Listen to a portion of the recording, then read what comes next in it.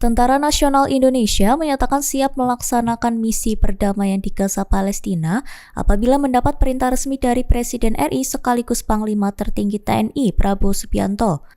Pernyataan tersebut disampaikan oleh Kepala Pusat Penerangan TNI Maijen TNI Freddy Ardiansah pada 27 Oktober 2025.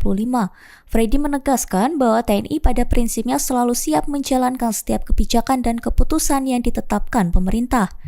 Ia menyebut pelaksanaan misi di luar negeri, baik untuk tujuan kemanusiaan maupun perdamaian, akan dilakukan sesuai mandat dan keputusan politik negara.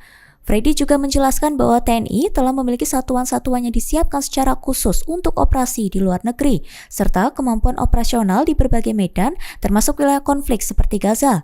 Terkait jumlah pasukan yang akan dikerahkan, download Tribun X sekarang, menghadirkan lokal menjadi Indonesia.